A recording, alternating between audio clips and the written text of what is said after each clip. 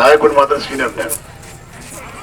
నేను గ్రామ స్థాయి నుంచి వచ్చిన వ్యక్తిని. నేను వ్యవసాయం చేసిన, నేను నాగలు దున్నిన, గొర్రె కొట్టిన, పొలం వేసిన, గ్రామంలో పోలీస్ పనులు చేసిన 7 సంవత్సరాలు, సర్పంచ్గా చేసిన, 2 సార్లు మండలాధ్యక్షుడు చేసిన, నేను సొసైటీ చైర్మన్ చేసిన, 4 సార్లు ఎమ్మెల్యే చేసిన.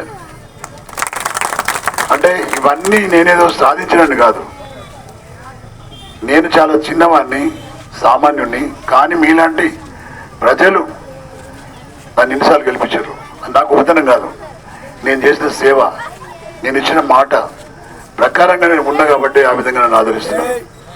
అదృష్టవశాత్తు మరి నిజామాబాద్ పార్లమెంటరీ కాన్స్టిట్యూన్సీకి నన్ను అభ్యర్థిగా ప్రకటించిన గౌరవనీయులు పెద్దలు, మన తెలంగాణ రాష్ట్ర తొలి ముఖ్యమంత్రి వర్యులు పెద్దలు కేసీఆర్ గారి యొక్క ఆలోచనతో మరి ఈ ప్రాంతంలో కంటెంచేయాల గోవర్ధన్ గారు అన్నప్పుడు ఆయన మాటలు శిరసావహించి ఈరోజు అభ్యర్థిగా మీ ముందుకు వస్తున్నాను.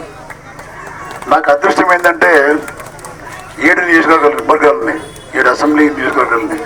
1 జగిత్యాల, 2 కోరుట్ల. బాబు 1 నిమిషం ప్లీజ్, 1 నిమిషం అండి.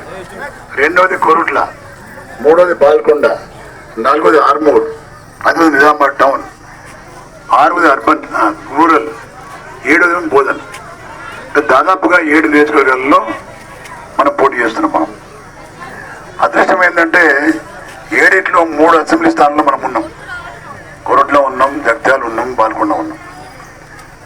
నిజామాబాద్ రూరల్ నుంచి నేను పోటీ చేస్తున్నాను, 4వ వ్యక్తి. నేను ఆర్మూర్లో ఎమ్మెల్యే చేసిన కాబట్టి 5వ వ్యక్తి. వాళ్ళకున్న కేవలం 2 మాత్రమే. ఆ 2 కూడా మనకున్న క్యాడర్.